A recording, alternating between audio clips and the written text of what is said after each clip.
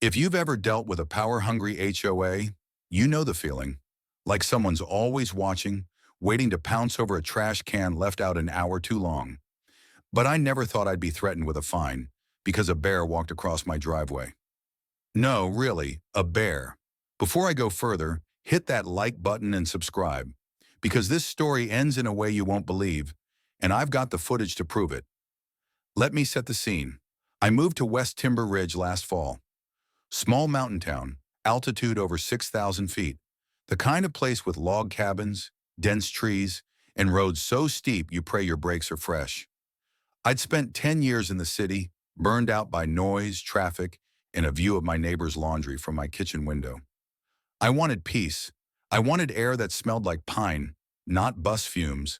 And for the first month, it was perfect. I worked remote, fixed up my porch, and got used to waking up to deer grazing near the mailbox. I saw foxes, owls, even a moose once. But the real star was the bear. He first showed up in late October. I was sipping coffee on the deck, watching the morning fog when I saw him. A big, slow-moving black bear lumbering up the road like he owned it.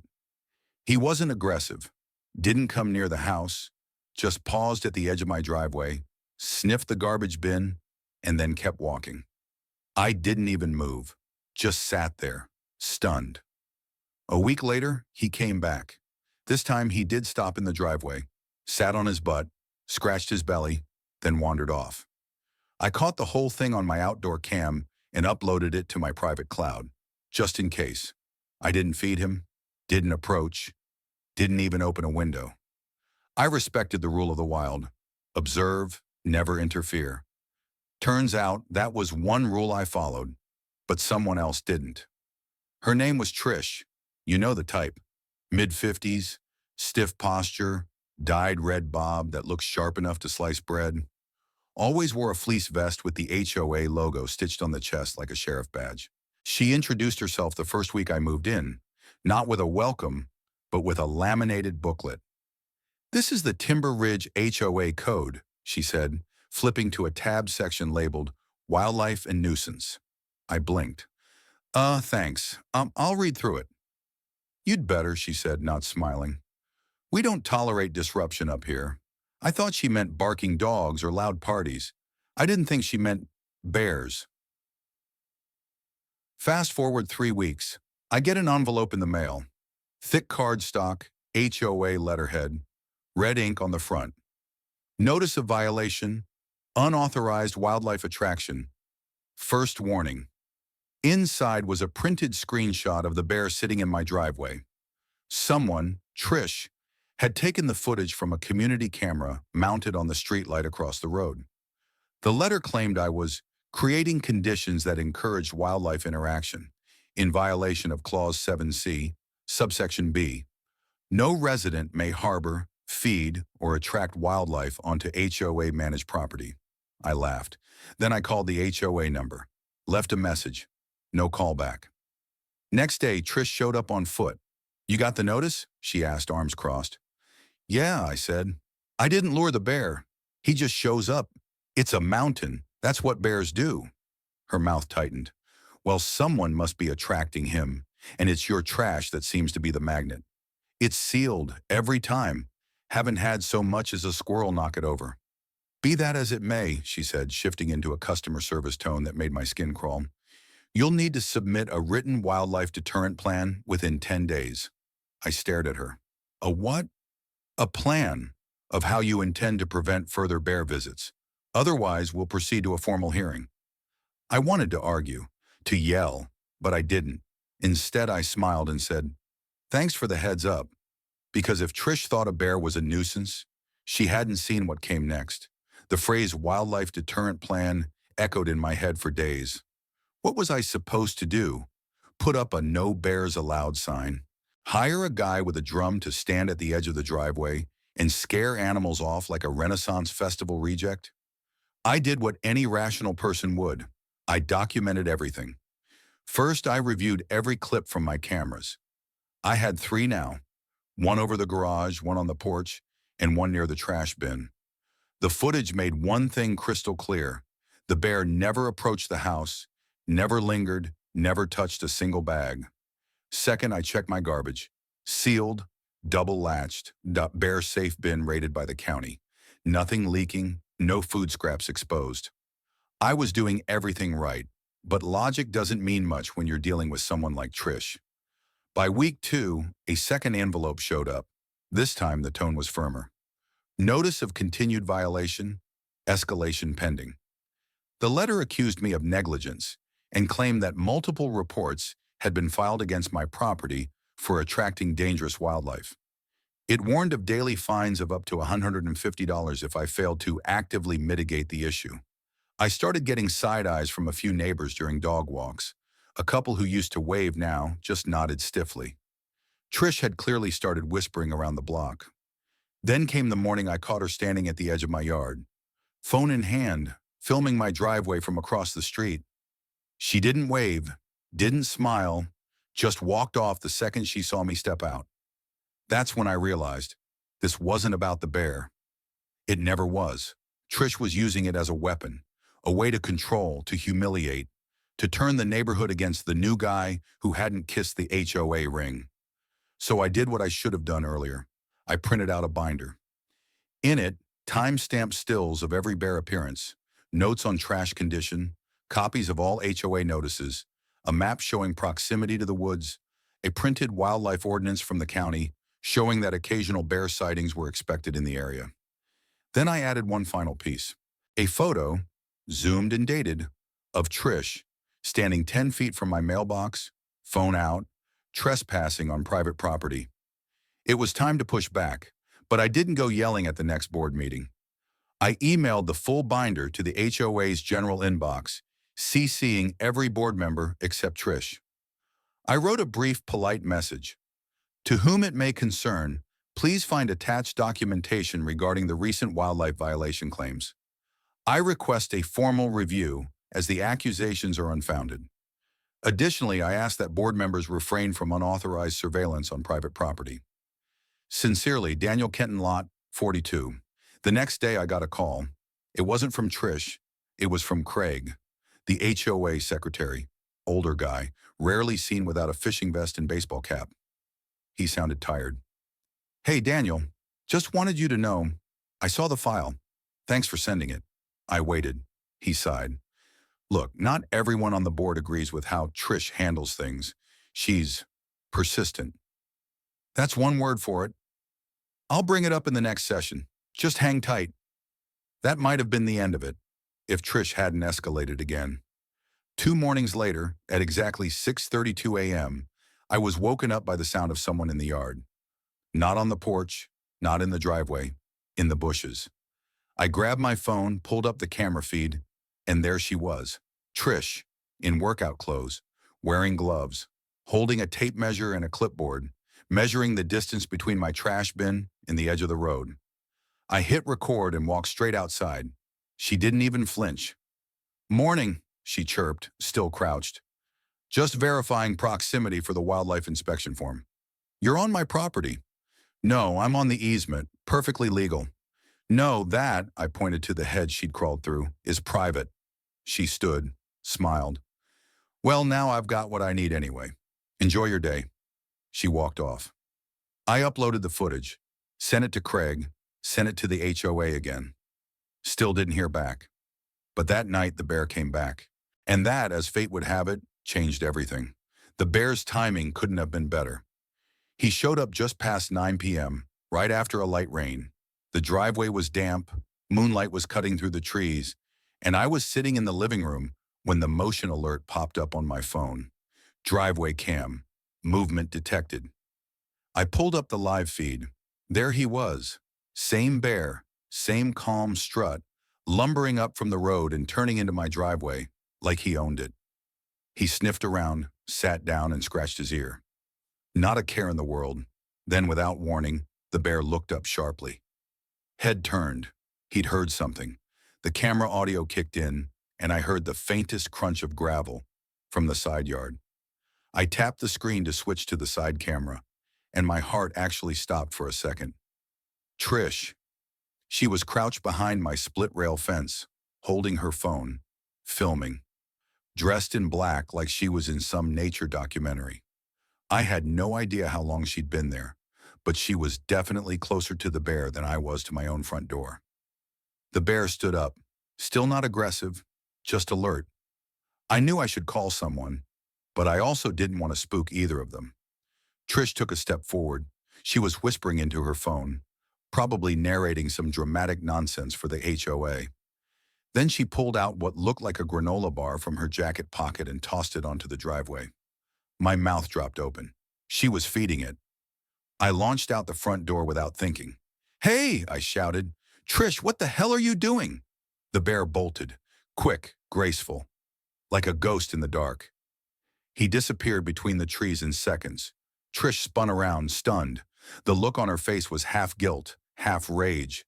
I I was just documenting," she snapped. "You threw food at it. I have it on 3 cameras." She tried to walk past me, but I stepped in front. "You're trespassing, again, and now you've intentionally violated the very rule you're trying to find me for." I was baiting it to prove a point. I couldn't believe what I was hearing. "You're insane." That's when the porch light clicked on across the street. Then another. Then another. Neighbors were watching. I didn't say another word, just turned, walked inside, and sent every second of footage to the HOA. But I didn't stop there. The next morning, I drove to the county wildlife office, filed an official report, attempted feeding of protected wildlife, endangerment, and trespassing, gave them the video. They didn't laugh. They didn't shrug. They took it very seriously. She could be facing real consequences for this, the officer told me. Bear feeding, even unintentional, carries a fine and possible citation, especially near residential zones. I nodded. "Send her a copy, would you?" He smiled. "Oh, we will." That same day, HOA members started calling me. Not Craig this time. 3 different residents, all saying the same thing. We had no idea it had gone this far. One of them had been on the fence, unsure who to believe, but now after seeing the footage of Trish actively baiting the bear, no more doubt. By the time the next HOA meeting rolled around, word had spread. Trish tried to defend herself, claimed it was controlled observation, that she was setting a scenario for safety analysis. Craig stood up, held his phone out, and played the audio of her saying, "I was baiting it to prove a point." Silence. And then for the first time in weeks, a sound I didn't expect. Applause. Trish stormed out halfway through the meeting, not escorted, not yelled at, just ignored. And that was the real defeat. Her authority, gone. Her scare tactics, exposed. And worst of all, her wildlife campaign, turned back on her in the most poetic way possible. She tried to use a bear against me, but in the end, the bear used her. By the time the dust settled from the HOA meeting, Trish's credibility had completely collapsed.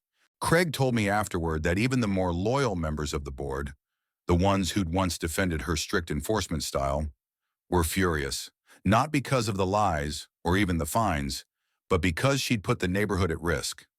"No one messes with wildlife up here," he said. "It's an unspoken rule. You respect the animals, or they make you respect them." The county wildlife office followed through.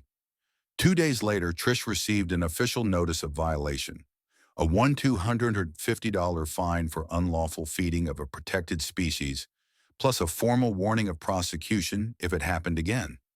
I knew she got it, because I watched her tear the envelope in half in her driveway and fling it into the recycling bin like it had personally insulted her. But it wasn't over. The HOA board, in an emergency session, voted to suspend her role indefinitely, pending review by the neighborhood council. They stripped her of decision-making authority and removed her access to internal communications. Trish tried to fight it. She demanded a hearing, claimed defamation, male conspiracy, political sabotage. She even accused me of staging the bear encounter. Unfortunately for her, the neighborhood had receipts, lots of them. Lena, who lived 2 houses down, submitted her own report. Turns out Trish had once threatened to fine her for installing a bird feeder, said it would attract raccoons. Another resident brought printed emails where Trish approved a landscaping project, that she later fined the homeowner for. And then came the big one.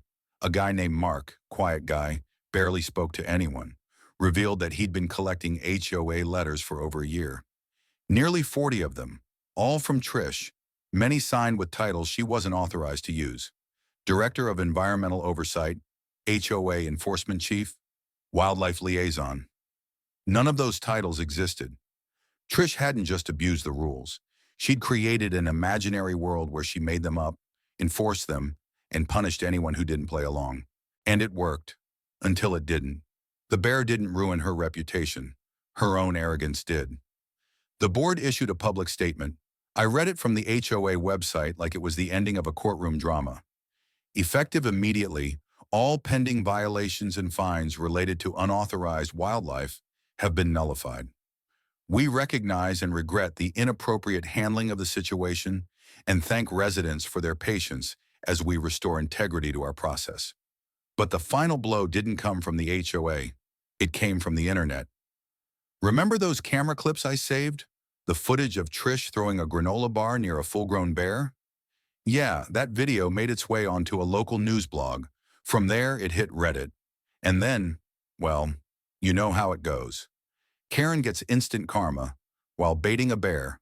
Over 2.1 million views in 3 days. The comments were brutal, but honest. People shared their own HOA horror stories, traded advice, made memes. One guy even edited the footage into a fake trailer for a nature documentary. The final line? In the wilds of suburbia, only one predator reigns, and it's not the bear. It was funny, it was ridiculous, but it was also a kind of justice no boardroom could deliver. That weekend, Trisha's house went dark. Curtains drawn, no morning walks, no car in the driveway. Rumor was she went to stay with family out of state. Nobody confirmed it. Nobody really cared. The mountain was quiet again, not just quiet, still. And for the first time since I moved in, I sat on the porch, watched the sunset behind the trees, and didn't feel like I was being watched. I was home. Weeks passed. Snow began to gather on the mountain trails, the kind that sits heavy on pine needles and turns every branch into sculpture. Life settled back into the rhythm I came here for. Slow, clean, steady. No more HOA letters. No more shadowy figures lurking by the fence with cameras. Just me, my work, and the sound of birds reclaiming the silence. And the bear? He returned one more time. It was a clear morning, sky pale with frost, and I was refilling the bird feeder when I saw him. At the edge of the tree line, head slightly tilted like he was waiting to see how I'd react. He didn't move closer, didn't sniff for trash. Just stood there for a long moment, the two of us staring across the driveway like familiar strangers. Then he turned, slow and quiet, and disappeared into the woods. It felt like closure. The town never spoke Trish's name out loud again. Not out of fear, but because there was nothing left to say. Her house was eventually listed online. Owner relocated. Neutral description, like she had vanished without drama, when the truth was, she'd been buried under the weight of her own obsession.